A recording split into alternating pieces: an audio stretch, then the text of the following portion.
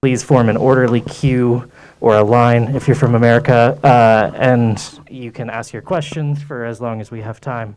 But let's try to be brief with our questions. And yeah, cool. Great. Everybody can hear us? We feel good? Yes? Okay, sweet. I'm going to go ahead and have Josh introduce himself and Jay, and then we'll kick it to Zoom. There's a little bit of a delay, so we'll try to account for that when we're asking questions. But Josh, go ahead. Oh, hey, I'm Josh Fadem. I'm an actor and a comedian. I appeared in Twin Peaks: The Return. I wish I could turn around and see all of them at the same time. I can't watch them and look forward at the same time. But anyway, I'm Josh. Hi, Chase Spivey with Uncanny Art House, and happy to be here. Thank you so much for having us. Sweet.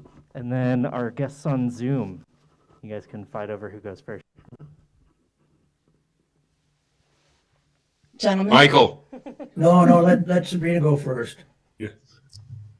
Okay, I am Sabrina Sutherland. I'm a producer. In fact, I was one of the producers on the film you just saw. So hopefully you liked it. That's me. Thank you for all your work. Oh, you're welcome. Okay. Eric, you next. Hi, I'm Eric Edelstein. I'm an actor, Sabrina Sutherland fan, and I can't believe I'm in a Zoom right now with Michael Horse. We live inside a dream once again. And I want to say hi to my brother, Micah Floyd, who's in the crowd right now. Micah, wave and say hello. Please. One of the great men, one of the most important people on any Sterling Harjo set. Hello, I'm Michael Horst. I'm also a Sabrina fan. All right. Thank you guys so much for joining us virtually, and thank you for your patience. Is George on the Zoom? Do we have George on the Zoom? Okay, so George... I'll text George. George might be fashionably late. He might have thought it was Pacific time, too. Oh, time For Easter. zones. Let me just text him. What You a... got to get that fucker Ray. Well, while we wait for him, obviously we have a few people who have acted for one David Lynch. What was the audition process like for you guys, if any? And obviously, Michael, David Lynch was much less established when Twin Peaks was going on than the legend with the Lynchian term coined after him. So I feel like your audition story may be a little bit different than Eric and Josh's, but whoever wants to go first, if you have them. If you didn't audition, then tell us about how you got the job.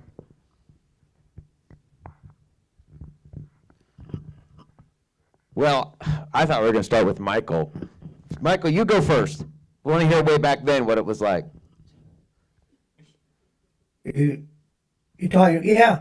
Oh, it was. I had known David before I did the Cowboy and the Frenchman with him, and it was really interesting. And God bless Harry Dean. Every time I would meet Harry Dean, I've known Harry Dean for a billion years. Every time we'd get together, he act like I didn't know who I was. Grace would go, that's okay. The 60s was really good to Harry. And I asked David, so what are you going to do next? He goes, I'm going to do a TV series. And I went, for cable. And he went, no, for network. I go, well, yeah, please, I'd like to be involved in that, But I just ended up in there. I don't think I auditioned. I think my name just floated out there and I went, oh, that'd be a good idea. You had told me a story about whenever you first met David, though, wasn't it? Like by oh yeah, Dennis he didn't Hopper's remember. house? He didn't remember. Russ Tamlin and Dean Stockwell were my neighbors up in the Santa Monica Mountains, and they came by with David one day, and I thought he was really interesting. And I left. I said, who's that guy? And they went, he's a filmmaker. And they showed me the film The Grandma, and I went, okay. I miss him.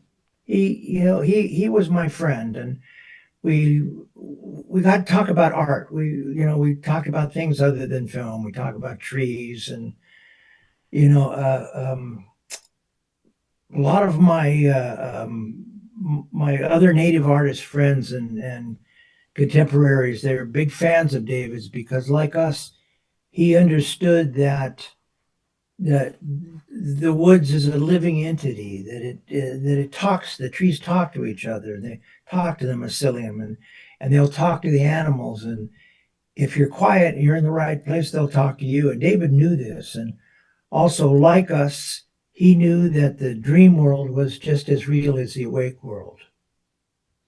So, and we would have discussions about how a single image, no matter how abstract it is, how that can evoke an emotion in somebody. And I would tell him, I said, yeah, there's images where I'm from, cliff dwellings and hide paintings that some of them I don't even know what they are, but they'll touch me deep in my DNA, But he not only was an exceptional artist, but a really exceptional human being.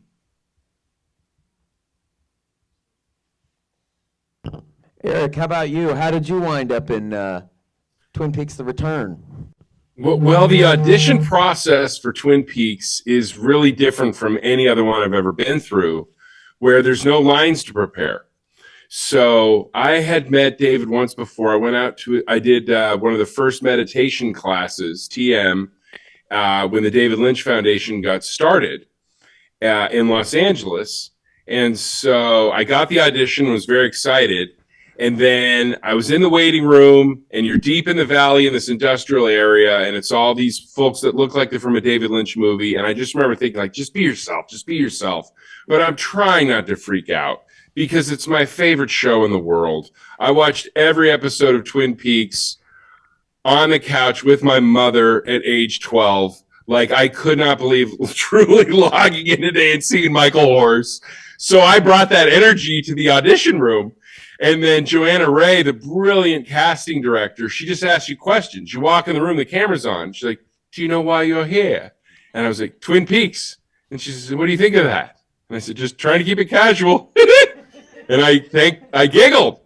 And so you can wonderfully see it on the incredible documentary, The Man with the Elevated Hair, and where David is going like this. Could there be 3 detectives? Okay, I think I want to hire that big guy with that laugh. And most importantly, when he said, could there be 3 detectives, a voice very quickly said yes, and that was Sabrina Sutherland. So I will bury a body for her at 3 a.m. for helping that, as she helped David get all of his stuff out. And then every day, every second I was there, it felt like a dream. And it also felt like he cast a lot of kind of underdogs and just people that were some of my favorites. And I remember I was sitting there one day, and then I watched Josh Fadem walk in, who's just always been one of my absolute favorites. He was always my favorite stand-up in town. And I'm like, okay, he's really getting the legends. Josh Fadem's here. And it was just such a joy. And then also, it was almost like he had this kind of psychedelic way of casting Twin Peaks nerds, because Josh was the same as me. Like, I can't believe we're in Twin Peaks. And then when my first episode aired, they invited you over to a party at Kimmy Robertson's house, and Russ was there and everyone else. And then I got to know George, that fucker Ray, and he's also a giant Twin Peaks fan. So these incredible friendships started because we all are such Twin Peaks fans and couldn't believe that somehow we were in it. And give it up for George Griffith, who also has joined us. George, we're talking about how did you wind up getting the role as that fucker Ray Monroe in Twin Peaks: The Return? You can spot him in the first episode, giving a smug smirk to the evil Mr. C.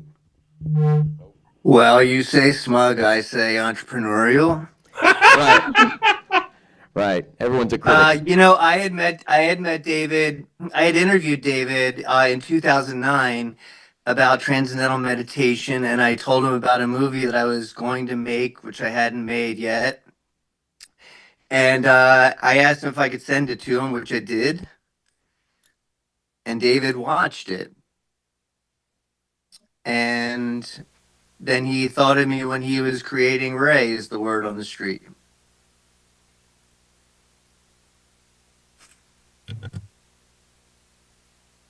Can you hear me? Yeah. Okay, good. Yeah. And then, so David thought of me. I met him the one time, and then I continued to stay in contact with him via my typewriter and snail mail because I had his email address, and I sent him the movie. And then, wouldn't you know, when it was time to call people in, he told Joanna to call me in. And that's how I got into the mix. Yes, I guess I'll share. And my story was that when yeah, I had also heard, you know, because it's fairly well documented that David Lynch in his casting process didn't he didn't read people scenes and stuff like that. But I recall, so I would perform comedy all around Los Angeles, and in addition to Joanna Ray, there's also the co-casting director, Krista Hazar, and she would come to comedy shows, and so I knew her, and she had brought me in and cast me in like some short films, and brought me in for a few auditions, and she would work with Joanna in their office. So I had met Joanna a couple times, and Krista had alluded that she was working on it. I assumed because she worked with Joanna, and I may have said, "Oh man, if any, it's just if any," and she kind of gave a bit of a wink. So I got an audition to audition for something that was being called Rancho Rosa. I think I knew it was Twin Peaks. That was the code name. And then yeah, I went in knowing like there was going to be nothing to prepare, but I was like, I gotta think of something clever to say. I gotta think of something. I gotta be myself. I gotta think of something funny. I gotta think of, I don't know what I gotta do, you know. And I remember in the waiting room there was this one actress who came out, and I was like, oh, she's gonna get hired. Oh, and then other people were coming through. I was like, oh, that person's gonna get hired. But also in the waiting room was the character actor Tracy Walter, if anyone knows who that is. Tracy Walter, legendary character actor. He did not make it into Twin Peaks: The Return, but he's in, I believe he's in Blue Velvet. On the Wild at Heart? air. He's in On On the the Air. air and well there, yeah. Isn't he also He's in in a couple- Wild at Heart? Wild at Heart, I think. Yeah, he's been in a couple of things with David. Yeah, he's a kind of in the company. He's also kind of in a lot of Jack Nicholson things. He's, if you know Batman, he's Bob. You are my number one man. And he's Repo Man, played a shrimp. Anyway, I went in there, and he was in the waiting room, and you know he looked like an unhoused person. And then I recognized him. I said, I said, hey, are you Tracy? And he goes, yeah, I am. Anyway, you look like cool. You gold glasses on your face. I need glasses, and I wanted to go to the DMV, but they wouldn't take my picture without my glasses on. I said, is there any way you can take a picture without my glasses off? Because they'll put on your ID with that you have to wear glasses, and I don't want them pulling me over if I'm not wearing my glasses. He just kept going, you know. And then I remember they called him in to the room, and I could hear him still going, yeah, I was in a movie called Raggedy Man, directed by Jack Fisk, and I worked, blah, blah, blah, blah, blah, and I worked with David before. And, you know, he talked for about 20 minutes, and so then when they called me in, I just started doing an impression of him, and then eventually they were like, so tell us about comedy, and tell us about your life, and you know, and then that was pretty much it, and then, so that was my audition process that I remember. Sabrina, how did you get the part of the woman in the casino? I knew the director. Okay. He thought of you for the role? He thought of me for the role, yeah. You didn't have to audition? I did not. I was kind of forced into it. So, but it was fun. What was the name of your character in that? It was Jackie. Yes, floor master Jackie or something Jackie. Floor attendant. Floor attendant Jackie. Yes.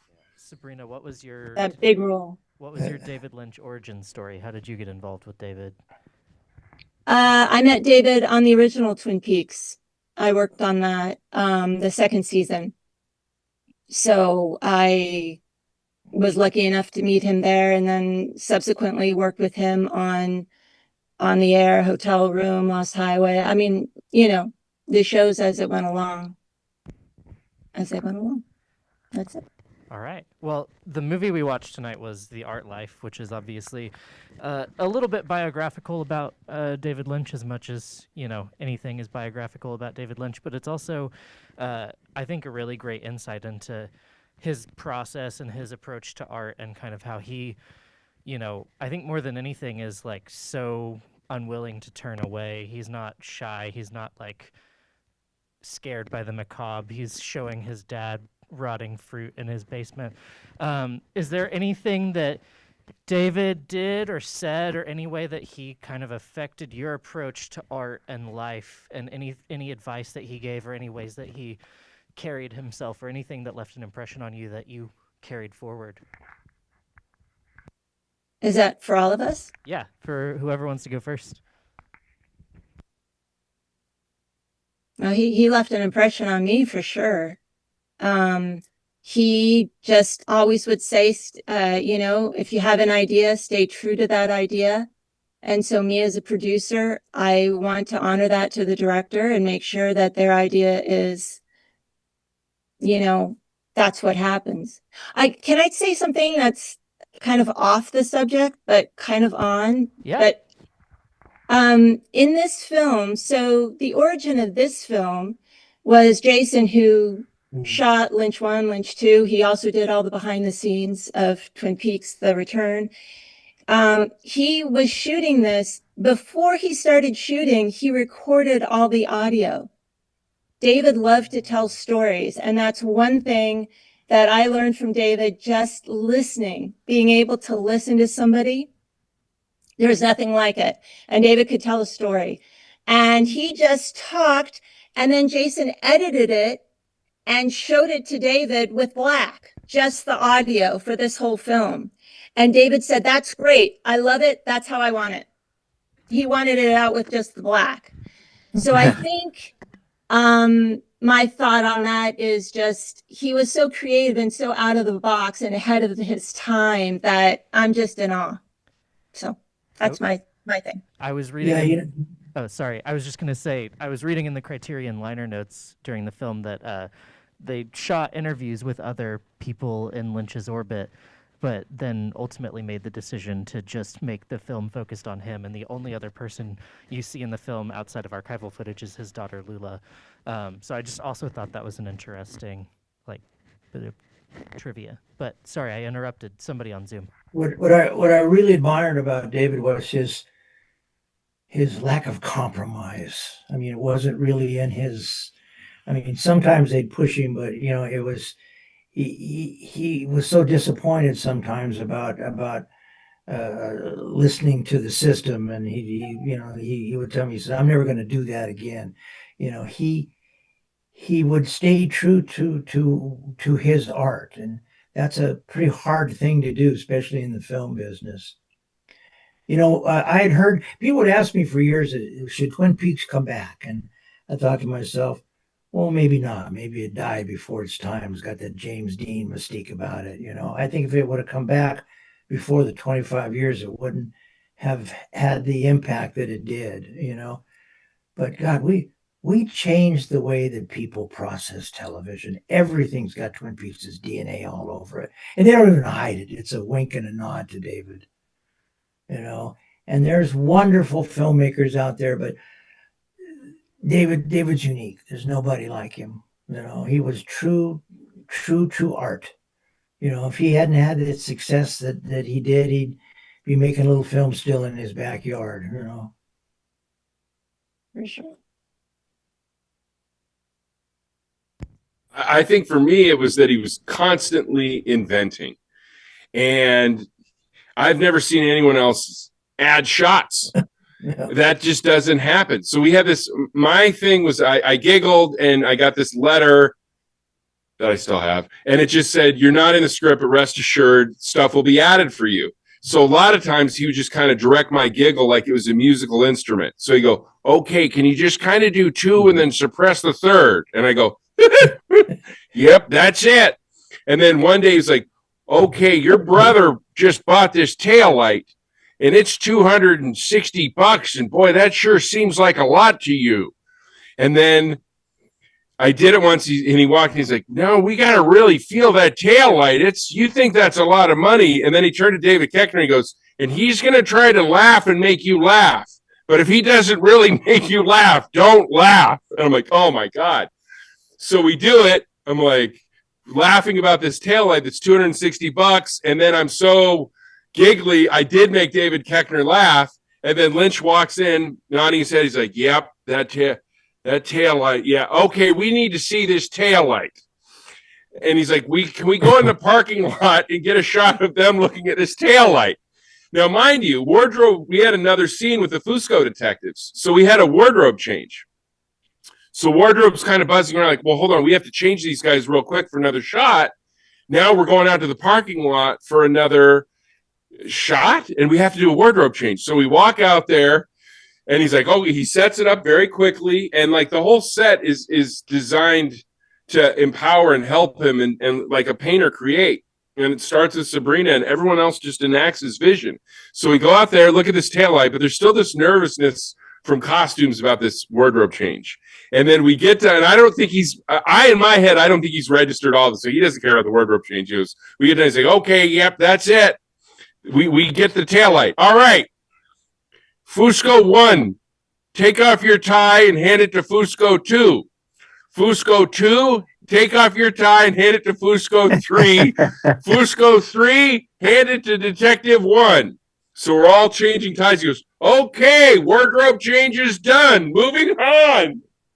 No one does this. It was the greatest. Absolute. He is reason number one why that phrase, don't meet your heroes, is bullshit. Have good heroes and you won't be let down. Yeah. George? That's what I tell people when they ask about David. I said, he's everything you think he was and more. Yeah. Yeah, I felt like that indeed when I met him. And also, I think the initial question was how if there was a specific way he had affected. He's been affecting me as an artist since I was very young. Because I grew up in Philadelphia, and we were always wise enough to cherish David from the very beginning. But I do remember when I met him, I was in a difficult place in my life, and I remember saying to him, don't I have to? I don't remember exactly how I said it, but I said, don't I need to be in the vicinity of misery, and hell, and darkness to be creating? At this point, the interview was over, and we were at a restaurant, by the way. And he closed his eyes and he said, bullshit. Total fucking bullshit. And it really shook me up. It changed me forever. I felt let off the hook.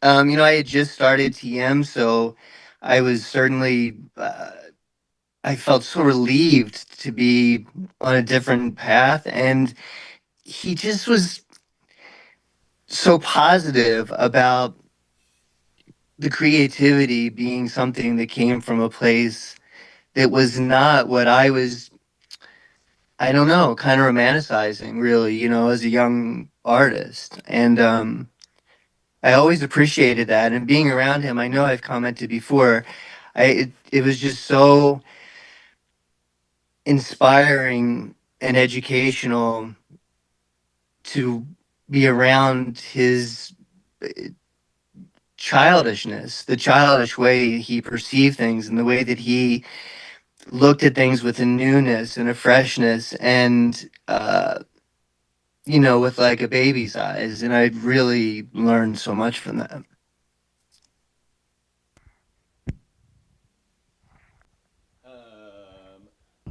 Yeah, for me, I don't know that I can sum up in a very articulate way how my experience with him affected me beyond that, and maybe I won't be able to until I'm retired or quit.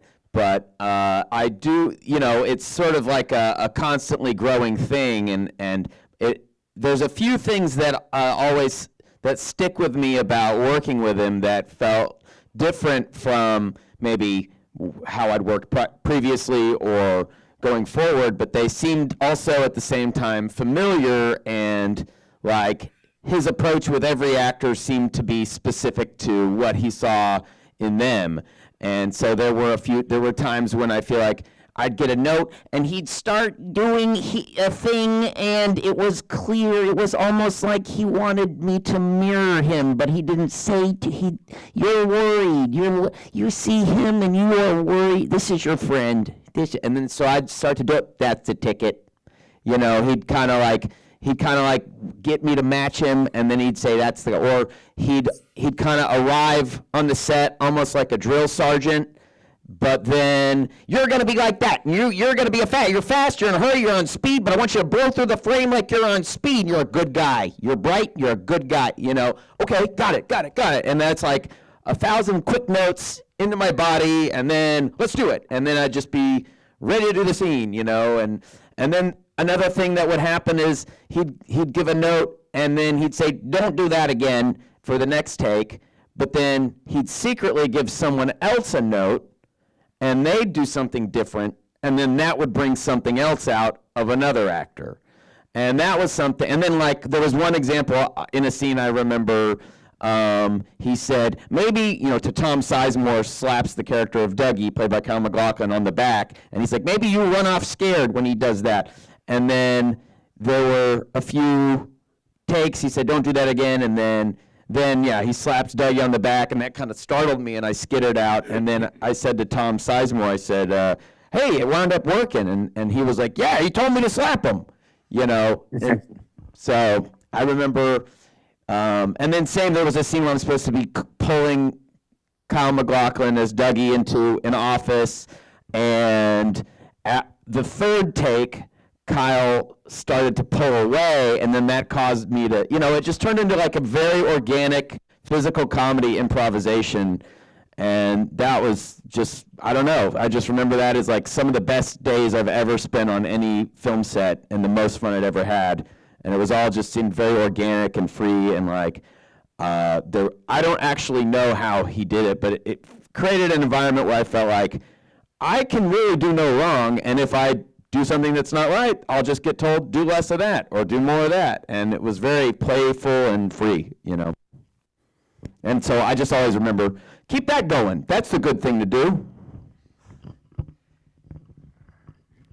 Well, I have about 1,000 questions that I could ask you guys, but I do recognize that we have an audience full of people who probably also have questions to ask. So if we could go ahead and start the process of lining up if you guys have questions. I can't promise that we'll get to everybody if there's a long line. If there's a short line, you know, probably. But if people don't have questions, we can keep going. But if you just want to, at any point when we're talking, go over there to the microphone, then I'll know that you have a question. I'll throw to you. But yeah, okay. Yeah. Okay. We got to take her.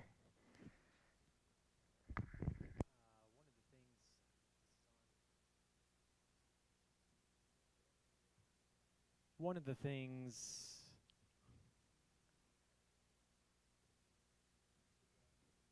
testing 1 2 test.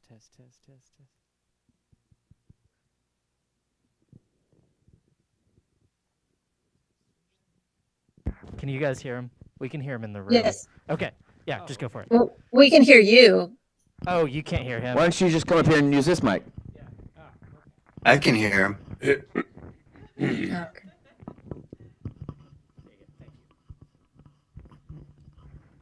One of the things that I noticed was his demeanor, how positive he was, the way he would describe things with this insane amount of gratitude whenever he talked about playing in the puddle whenever he was a kid, and how grateful he was that the stables were available so he could live there and work there.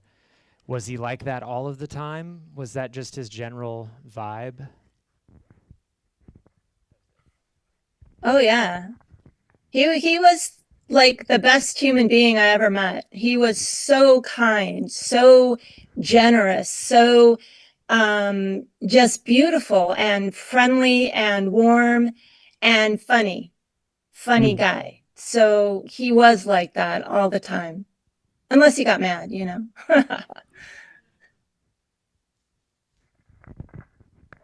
What kind of stuff pissed him off? Me.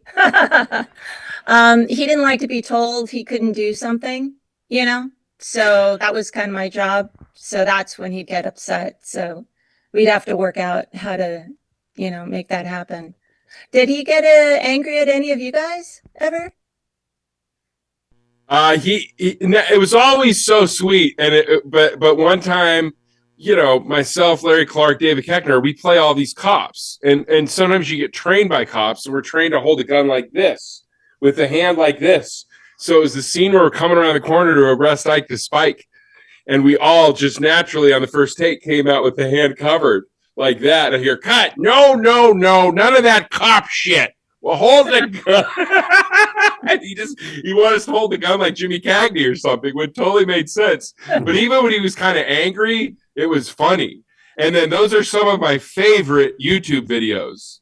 When, I mean, they get passed around, and I love it because he was so fun. I mean, also, if he hadn't ever directed, I think he just would have been one of the greatest character actors ever.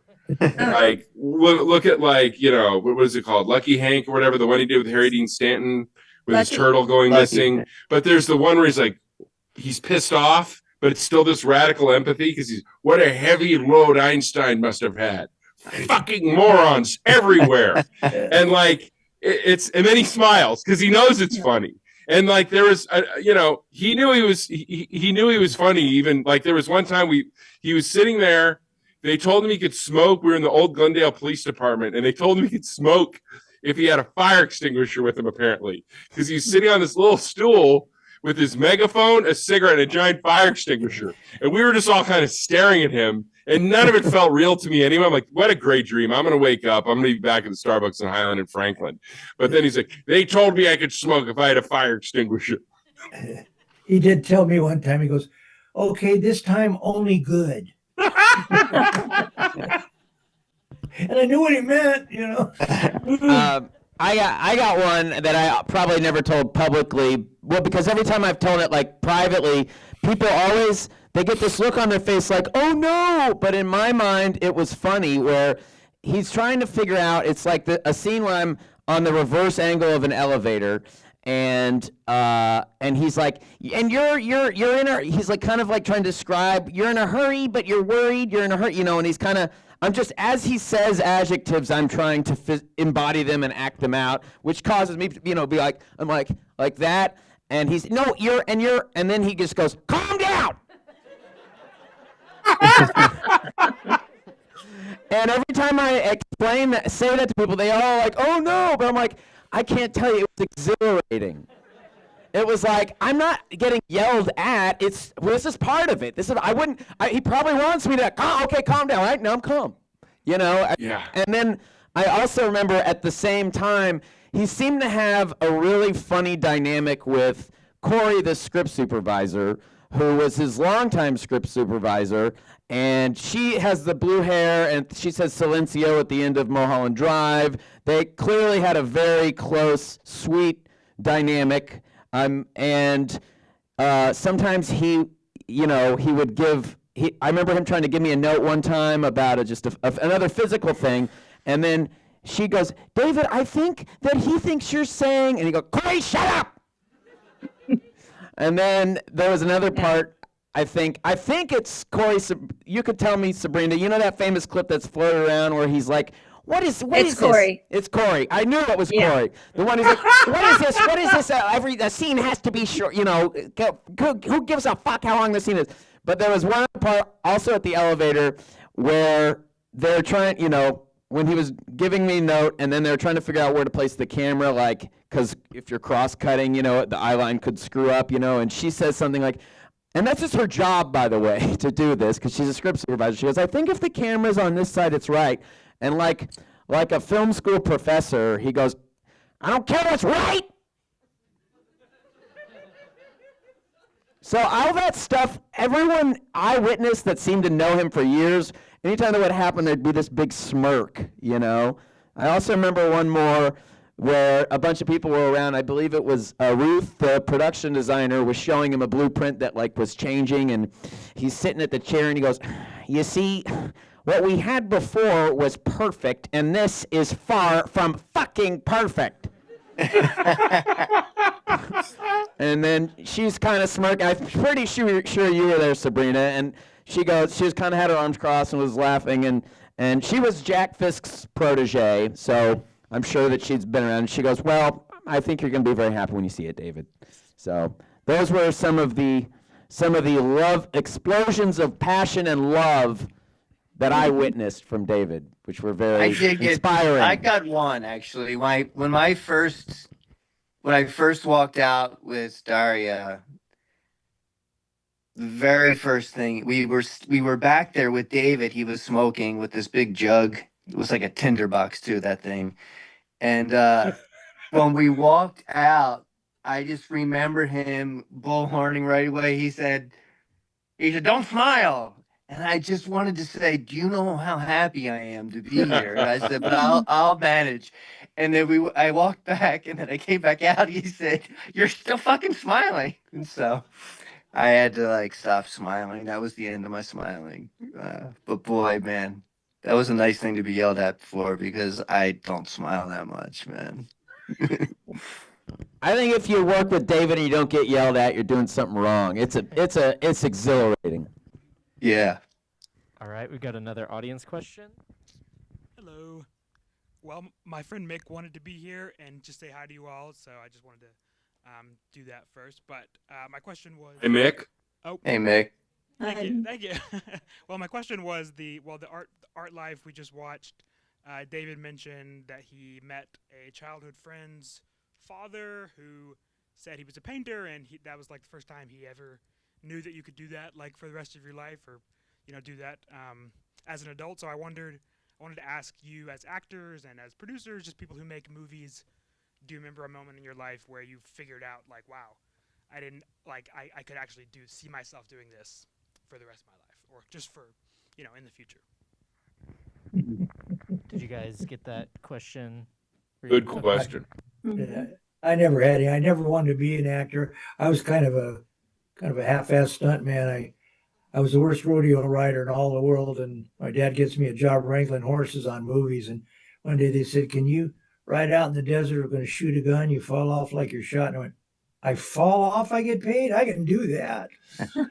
But yeah, I never wanted to be into movies. I was running my art studio from an agent. And, they were doing the remake of The Lone Ranger back in the 80s. And she said, "You want to be Tonto in The Lone Ranger?" And I went, "No, lady, I'm an American Indian movie. I don't want to be freaking Tonto." She kept asking me. I went, "No." And finally she said, they'll give you 50 grand. I went, "Oh, Kimosabi." And that's how I got in the business, But I never wanted to be an actor. And still, I have two looks. I have that one and I have that one, Last thing I worked on, the director, "Give me this." And I go, "You see me work for almost 50 years. I got this one, I got that one." He goes, "Give me this one."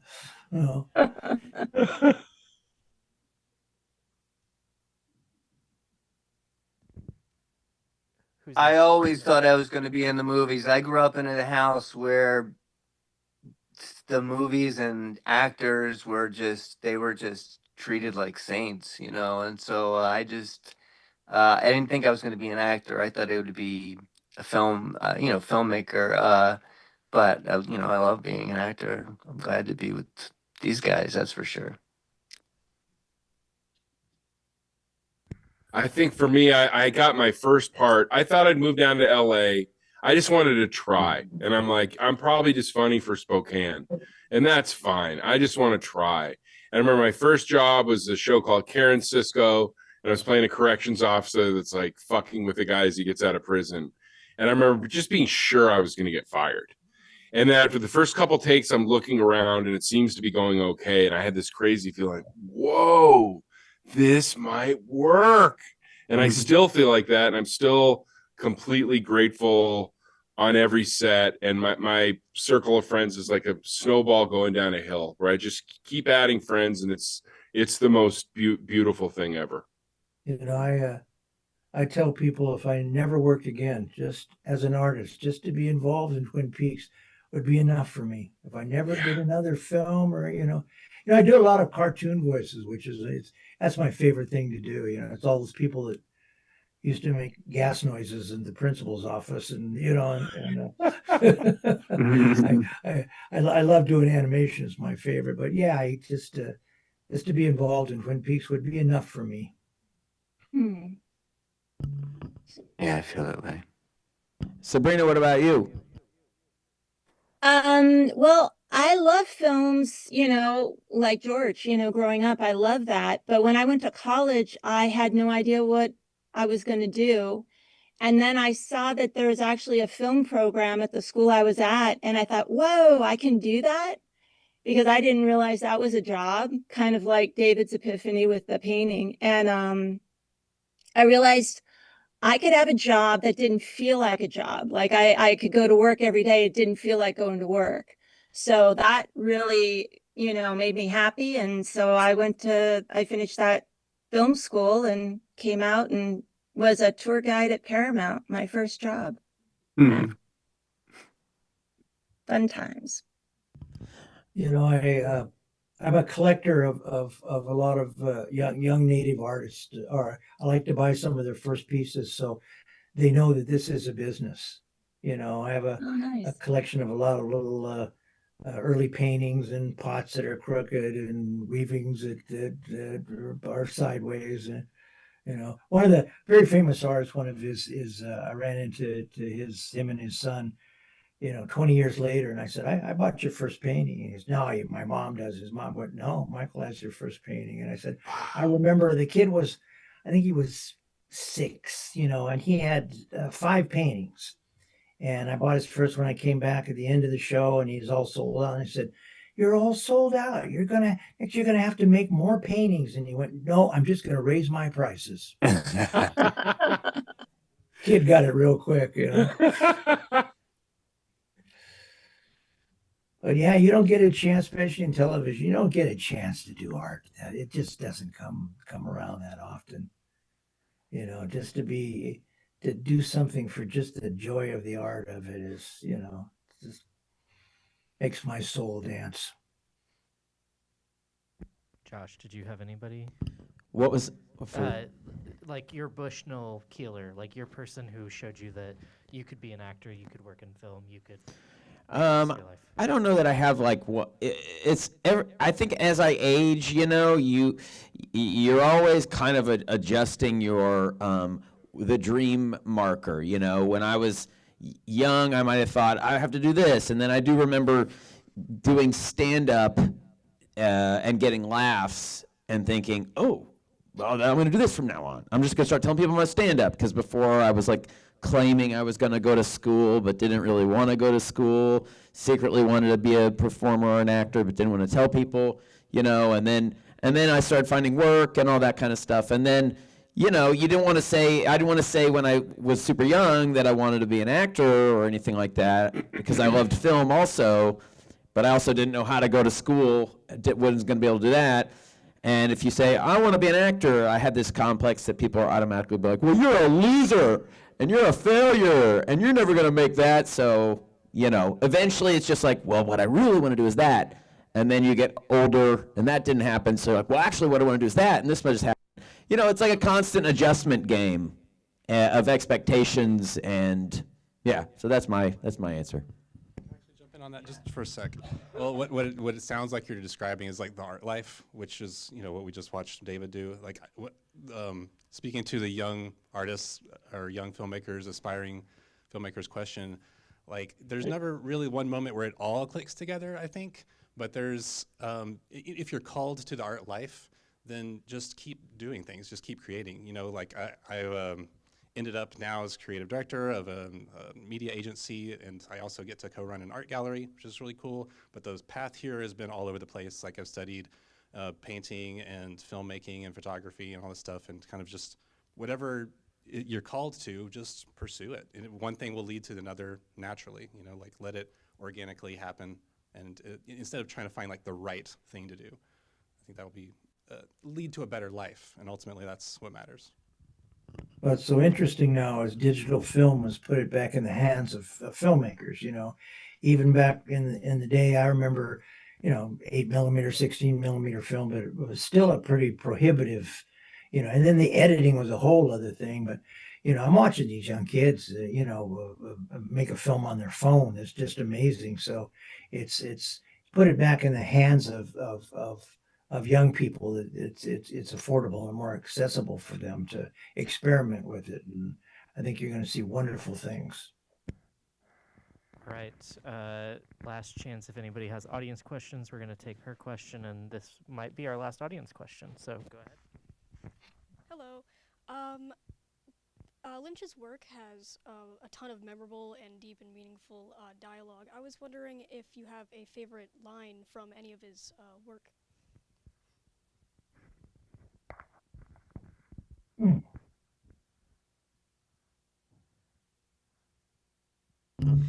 I just rewatched Mulholland Drive the other day at the Arrow in Los Angeles, and there's so many great and memorable lines in there, and they always change and represent different things and mean different things. But in regards to like what we're talking about, the Los Angeles journey or experience, I really like all the layers to "This is the girl." You know what that means? I don't know if what makes you guys think of, but I feel like that to me resonates as sort of like a metaphor for things that are out of your control or things that are placed out of your control, and how do you stay an artist even when you're up against something like this is a conspiracy of "This is the girl." How do I get this? Where's my right position to be? And then I can say I got to say on Twin Peaks the line "Damn good Joe," so that was pretty exciting. Yeah, I'll always be known for is it about the bunnies? Yeah, always, yeah.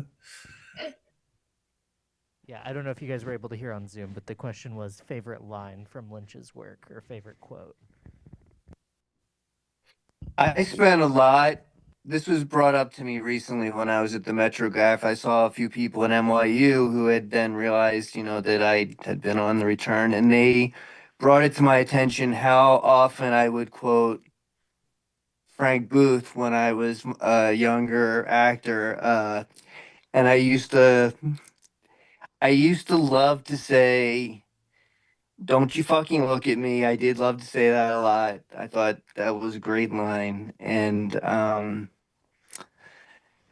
I also love Albert's MLK speech in Twin Peaks is one of my favorites. Yeah, yeah. That's what I was going to say.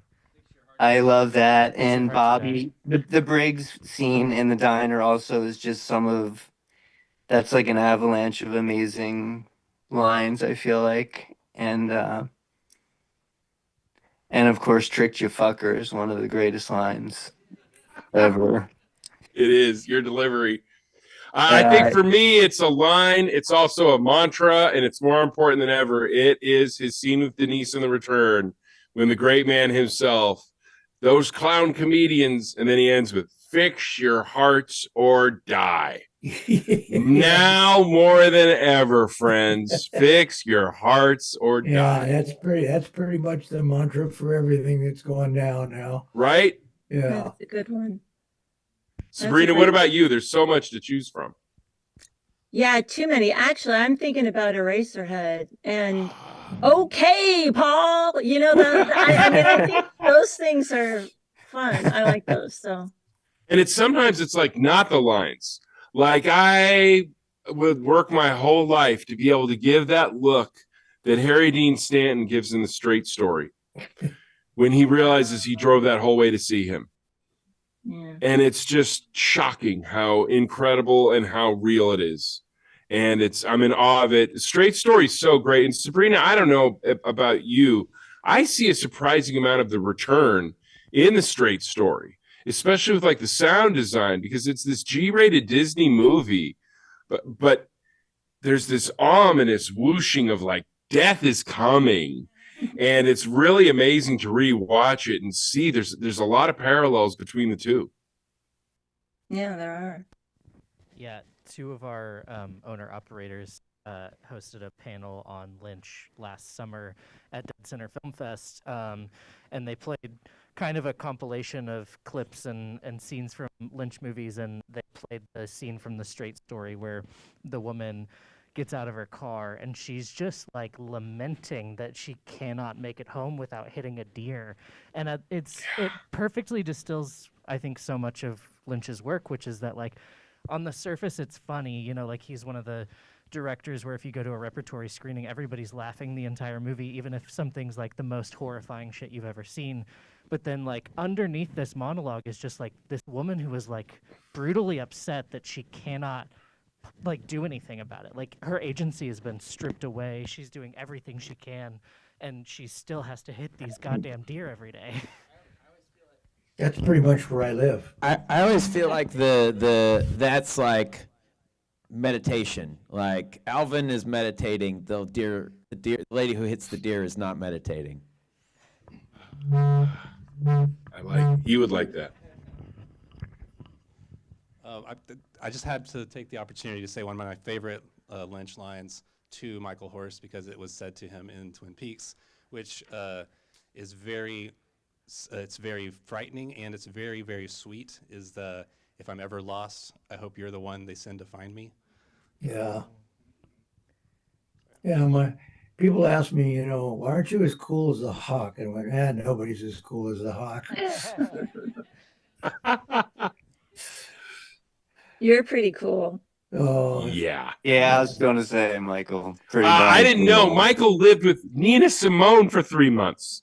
Whoa. We were just hanging out in the Zoom before, and my jaw dropped at the stories. You live with she Nina took- Simone. She took me in like a pet when I was really young. She said, you're going to live with me because you're going to die. I'd never been out of California and Arizona, and I'm in New York. And I'm like, you know, I'm 15 and a half. And she goes, yeah, you're going to stay with me. You're going to die.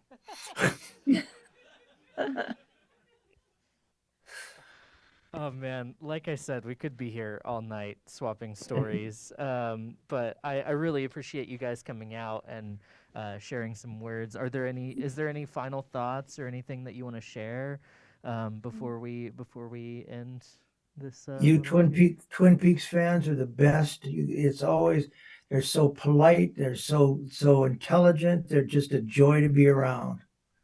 My Walker Texas Ranger fans, yeah. Will you sign my baby? No, I'm not signing your baby. I think I'm so heartened because there's just this giant void since we lost David. But there's so many incredible young directors, and there's so many jobs I'll be on. I don't think I'm there because of Twin Peaks and David, but then I realize soon I am, because they want to ask stories and they want to tell me about David. No more so than Norman, Oklahoma is where the great Sterling Harjo took a class on David Lynch and became Lynch obsessed. And now he has the happiest sets in the world. Micah Floyd is a part of it. And there is, you see in this next generation, people who sit at the altar of David Lynch and love him, that are really continuing his energy and spirit with a love of David. And it makes me really happy to see the impact he's had on people. And, you know, the number one thing I love is he had the happiest sets. Every single day felt like a day at the spa. And it allowed for a real joy of creation. And I love seeing that part of the David Lynch experience also coming to these younger creators like Sterling. If I can add on to that, and Sabrina probably could too, on the return, I can't tell you how many crew members who had gone on to other careers and lives, they gave most everyone who worked on the original series an opportunity to come back and just be a part of it and be on the crew. I'm not sure exactly how you pulled it up, but there were many people on that crew who were like, yeah, I was just a PA on there, and then they were back and they'd done other things. And yeah, isn't that right, Sabrina? Yeah, we had many people who were from the original. And to be honest with you, throughout David's career, if David really likes somebody, which was most of the time, they worked with him throughout. So it wasn't just like a DP, but it would be as many crew people as possible would continue with him. We had Like such, me, I mean, I continued with him. I wasn't anything, but I worked with him. we had such trust in him, and Yeah. it was just to be a small dot of color on that man's artistic palette is just, is just something. Yeah. Oh, wait, before you say one thing, George, let me just say that watching that film, I love watching the art life because that really was how David was. So if you saw the film, that was David to the T. He would tell stories. He was just like that. He would sit there, he'd smoke, he'd be thinking. That was David. So know that you were in the presence of David when you watch that film. Yeah. Sorry, George.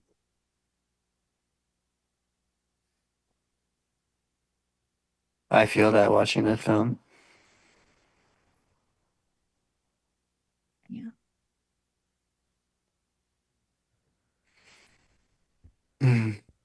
Fuckers, let's fuck.